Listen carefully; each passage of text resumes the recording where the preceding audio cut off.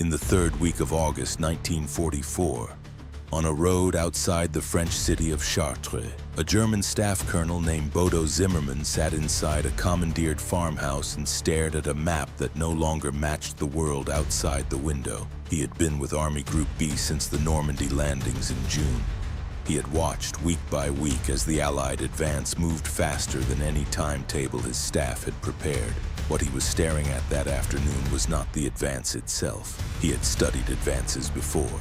What he could not account for, what he would later describe in a post-war memoir published in Stuttgart in 1950, was the supply chain that was moving behind it.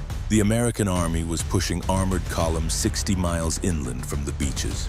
It was doing this not in spite of its enormous size, but because of it. The trucks, the fuel depots, the field kitchens, the spare parts trains, the ammunition convoys, all of it was moving at a pace that suggested a system he had not been trained to imagine. Zimmermann was not a small mind. He had served on the general staff since 1937 and had studied Allied logistics doctrine as carefully as his position allowed. What he had studied, what every officer of his generation had studied, was a model of supply derived from the experience of the First World War. The idea that an army of any serious size would outrun its supplies within weeks of a major offensive. That logistics would inevitably slow the momentum of even the best trained armored force. That the attacker would eventually pause, consolidate, and wait for the rear to catch up. The German army had been built around this assumption. The Wehrmacht's entire theory of fast mechanized warfare, the Blitzkrieg doctrine that had shattered Poland in 1939 and France in 1940, depended in part on the enemy's logistics being just as constrained as its own. Zimmermann had watched it work twice. He had not prepared himself for what it looked like when it stopped working. What the American Army had brought to the European theater in 1944 was not simply more material than Germany could match. It was a logistics architecture so far beyond anything the Wehrmacht had constructed that German staff planners who examined captured American supply documents consistently reported the figures to higher command as probable Allied disinformation. The Red Ball Express alone, the emergency truck convoy system that the United States Army Transportation Corps established on the 25th of August 1944 to push supplies from the Normandy beaches to Patton's Third Army near the German border, operated more than 5,900 vehicles at its peak, running 20 hours a day on a one-way circuit of more than 700 miles of French road between late August and mid-November of 1944. It delivered approximately 412,000 tons of supplies. No army in the history of warfare had ever moved that volume of material at that speed over that distance using only wheeled transport. The foundation of what the American Army was able to do in France in 1944 had been laid not in France and not in England, but in a collection of decisions made between 1940 and 1942, inside the automobile plants and rubber factories of the American Midwest.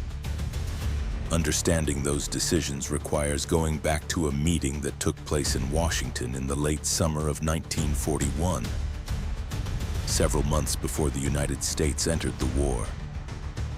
The man who called that meeting was William Knudsen, the Danish-born production chief who had by that point already converted large sections of American heavy industry from consumer goods to war production.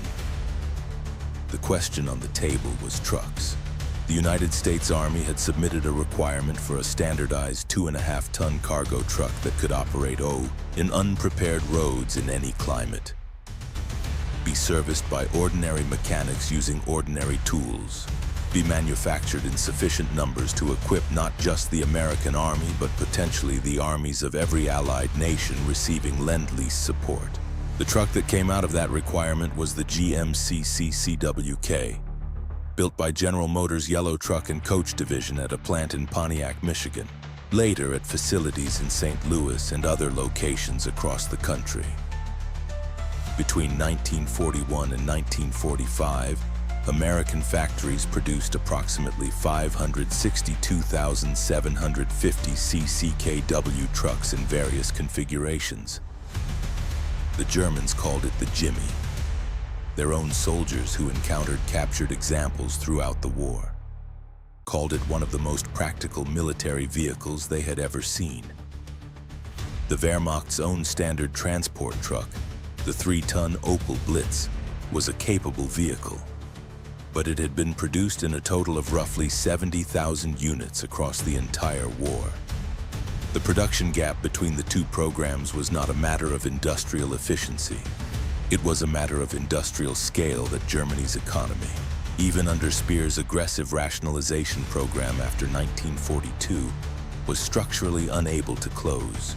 To understand why the United States could produce trucks at that volume while simultaneously building ships, aircraft, tanks, artillery pieces, ammunition in quantities that staggered even well-informed observers. It is necessary to understand something about the American manufacturing base in 1940 that is not obvious from the production figures alone. The United States in 1940 had approximately 13 million unemployed workers, more than 300,000 machine tools sitting idle or underutilized in factories that had never fully recovered from the Depression. A railroad network capable of moving raw materials from mine to mill to factory floor faster than any comparable system in Europe. What it did not have was a mechanism to mobilize all of that capacity simultaneously and direct it toward specific military production goals. That mechanism had to be built from scratch. Building it was the work that Knudsen and the men around him spent the first 2 years of the war almost entirely consumed by. One of those men was Donald Marr Nelson, a former Sears Roebuck executive from Hannibal, Missouri, who had spent his career managing the procurement and distribution of consumer goods for the largest retail catalog operation in the world. Roosevelt appointed Nelson as chairman of the War Production Board in January 1942, 1 week after the attack on Pearl Harbor. Nelson was not a dramatic figure. He did not give speeches. He did not seek press attention. He worked through committees and subcommittees and production conferences, establishing allocation priorities for raw materials, steel, aluminum, copper, rubber, and translating those priorities into contracts with thousands of individual manufacturers across the country. By the end of 1942, more than 33% of all American industrial output had been converted to war production. By the end of 1943, that figure was above 40%, a level that no other economy, including the Soviet Union under the emergency conversion program Stalin had ordered after the German invasion, had achieved. The rubber problem alone illustrates the scale of what the War Production Board was managing. The Japanese conquest of Malaya and the Dutch East Indies in early 1942 had cut off more than 90% of the natural rubber supply on which the American economy and American military logistics both depended. Without rubber, there were no tires. Without tires, there were no trucks. Without trucks, there was no Red Ball Express and no rapid advance across France. The American synthetic rubber program, that Roosevelt authorized in June 1942, required the construction of more than 50 new chemical plants at a total cost of approximately $700 million. By the end of 1944, those plants were producing 762,000 tons of synthetic rubber per year, more than the entire world had produced from nature, all sources before the war. The tires on the trucks of the Red Ball Express were in large part running on a material that had not existed in commercial quantities 2 years earlier. The port operations that fed the Red Ball Express and every other Allied supply line in France were themselves a logistical undertaking of a scale that the German staff had not modeled in any pre-war planning scenario. The decision to build prefabricated artificial harbors, the mulberry harbors that were towed across the channel in sections and assembled off the beaches at Arromanches and Saint-Laurent, had been made in 1943, more than a year before the landings. It had required the production and assembly of more than 600,000 tons of concrete caissons, steel pontoons, and floating roadways.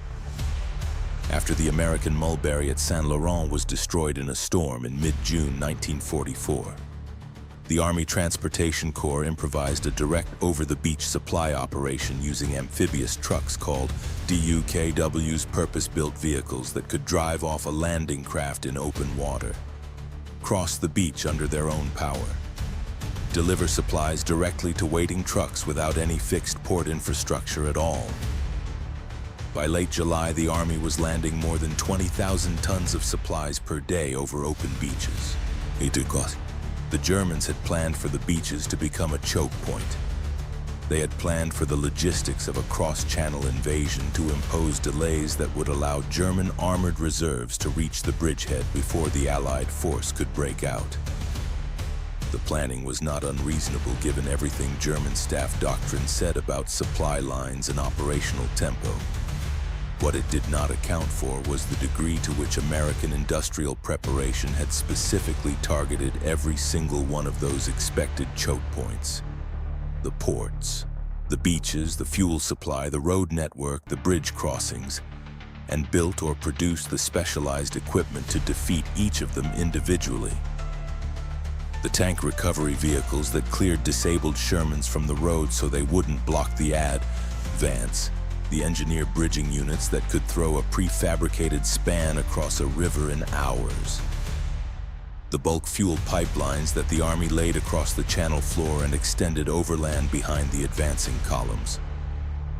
Eisenhower's chief logistics officer, Lieutenant General John Lee, who commanded the communication zone that supplied the Allied armies in France, has been criticized by military historians for the administrative rigidity and personal flamboyance that created genuine friction with the combat commanders. Patton in particular regarded Lee with something approaching open contempt. But what Lee's command actually accomplished between June and December 1944, moving approximately 4 million men, 3.2 million tons of supplies, 700,000 vehicles through a theater of operations that had no functioning deep water port in Allied hands until Antwerp opened in late November, had no precedent in military history. The German army that had driven to the outskirts of Moscow in 1941 and reached the Volga at Stalingrad in 1942 had done so with a supply system that was visibly disintegrating around it. Infantry units without ammunition and armored columns without fuel at the moments that mattered most. The American army in France in 1944 was doing something structurally different. Colonel Zimmerman's post-war memoir, which was read by the American historians of the U.S. Army's official history program and cited in several of the volumes on the European campaign, returns more than once to a specific memory from that August afternoon outside Chartres. He had sent a reconnaissance patrol east along the road toward Orléans to determine whether a particular fuel dump was still in German hands. The patrol came back within the hour and reported that the dump was gone, that American trucks had taken it, that the road for the next 40 kilometers was solid with American wheeled transport moving in one continuous column. Zimmerman asked how long the column was. The patrol leader told him they had driven alongside it for 20 minutes at speed without reaching the end of it.